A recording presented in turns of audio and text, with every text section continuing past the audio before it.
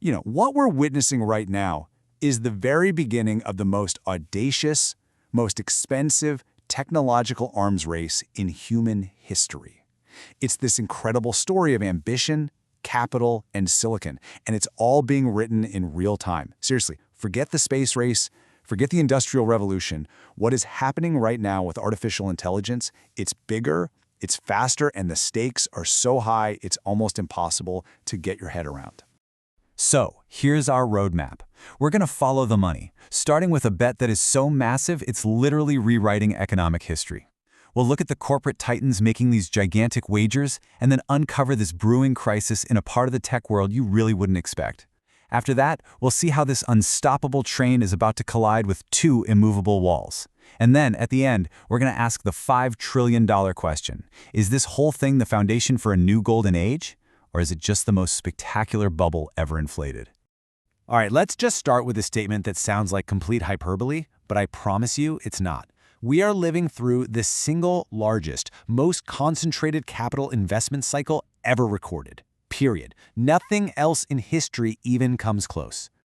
Okay, so this is the number, the one that has sent shockwaves through Wall Street and governments all over the world. $700 billion. That's the plan for just a handful of tech giants for the single year of 2026. This isn't some 10-year projection. This is what they're spending, like, right now.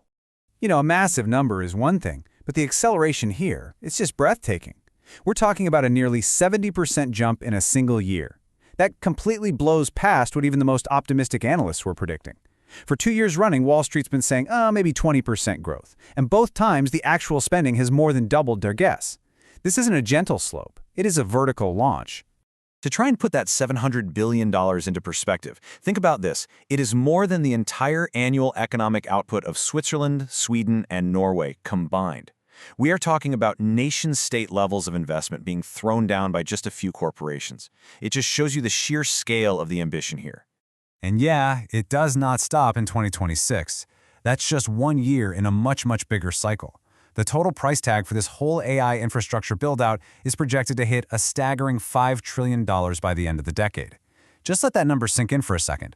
We are fundamentally reallocating the world's capital to build the foundation for artificial intelligence. So, who exactly is writing these absolutely colossal checks? Let's take a look at the titans who are locked in this high-stakes race for computational supremacy. This table really breaks down the arms race, doesn't it? Amazon is out front, planning to spend an incredible $200 billion. You've got Alphabet nearly doubling its spending to over $175 billion. Microsoft and Meta aren't far behind. But just look at the real outlier, Oracle, a mind-boggling 233% jump. This isn't just trying to keep up. This is an all-out sprint, where if you fall behind, you might just cease to exist. And this quote from Alphabet CEO Sundar Pichai just captures the mood perfectly. A very, very relentless innovation cadence. It's not just about building data centers. It's about this frantic, non-stop, high-pressure race to innovate, to build the next-gen AI, and to capture the entire market before anyone else can. The pressure is just immense. In every gold rush, the people who get the richest are usually the ones selling the picks and shovels. Well, in the AI gold rush, that's Nvidia. They don't have to bet on which AI model is going to win in the end. They just supply the essential hardware, the GPUs, to absolutely everyone. By grabbing 90 cents of every single dollar spent on AI chips, Nvidia has become the indispensable toll booth operator on the superhighway to AI. So you would think with all this money flying around, the entire tech sector would be just booming, right? Well, that's not what's happening. While the hardware companies are basically printing money, a very dark cloud is gathering over the world of software, a crisis that some people are starting to call an apocalypse. This warning from Goldman Sachs sent an absolute chill through the market. They compared the threat to the software industry to what the internet did to the newspaper industry. I mean, think about that. An entire, profitable, established industry just rendered almost obsolete. The fear is that AI won't just improve software, it might just replace the very tasks that software was built to do in the first place, leading to a multi-year collapse in profits. And look, this is not some theoretical risk. This is the actual damage report from February 2026. Absolute giants of the software world, Thomson Reuters, Salesforce, Adobe, even Microsoft software divisions, they saw their valuations just plummet. We're talking about $1 trillion in market value just wiped out as investors started pricing in this existential threat. The very technology the hardware companies are building is actively eating the business models of their software partners alive. So this brings us to the central paradox of this whole AI supercycle. How can one part of the tech ecosystem be having the biggest party in history, while another part is facing a potential extinction-level event? The answer starts to reveal the fundamental limits of this entire project. This AI build-out, this unstoppable force of money and silicon, is on a collision course. And it's not a question of ambition or cash anymore. The problem is that it's about to slam head-on into two very real, very unmovable objects: the laws of physics and the realities of politics. The first wall is made of copper and steel and transformers. It's our aging electrical grid. See, the dirty secret of the AI revolution is its absolutely ravenous, insatiable appetite for energy. And the hard truth is, we just can't generate enough of it. This number right here represents a huge looming crisis. By 2028, the US is going to have a 19-gigawatt gap between what its data centers need and what the grid can actually give them. That's a shortfall of about 40% of the required power. You can have all the GPUs in the world, but if you can't plug them in, they are just very expensive paperweights. And it's not just about the total amount of power. AI workloads create this really unique problem for the grid. Imagine thousands of GPUs all turning on and off in perfect sync. This creates these massive power swings that our utility grids were never, ever designed to handle. We already saw a scary preview of this in Virginia, where 60 data centers all dropped off the grid at the same time, which almost caused a statewide blackout. The grid itself is becoming the bottleneck. Now, the second wall isn't physical, it's political. As AI gets more powerful and woven into our lives, a huge battle is erupting over who gets to write the rules: the federal government or the individual states. This really lays out the conflict perfectly. On one side, you have the federal government trying to push for one single, light-touch national framework.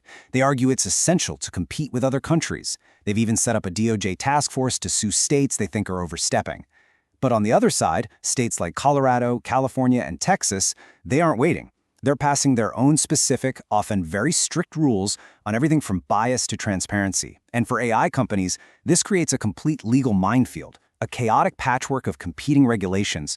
So you've got this unprecedented spending colliding with physical and political walls. And that brings us to the great debate that is defining this moment.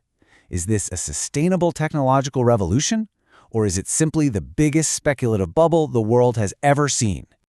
The bull case is pretty compelling. Proponents argue that AI isn't just one product, it's a foundational layer, like electricity, that's going to transform every single industry. They point out that if you displace just a tiny fraction of US labor costs, you could save hundreds of billions of dollars a year. The potential market is, in theory, almost limitless. But the bear case is just as stark. The massive revenues you'd need to justify this spending, they just haven't shown up yet. I mean, OpenAI, the poster child of this whole thing, is projected to lose over $14 billion this year alone. And unlike a bridge or a factory, these multi-billion-dollar chips become obsolete in just 3 to 5 years, which means the clock is ticking really fast to get a return on that investment. We are at an inflection point right now. This is not a debate about the distant future.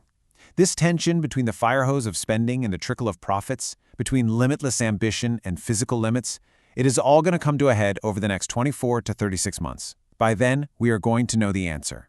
And so we end with the one question that hangs over all of this.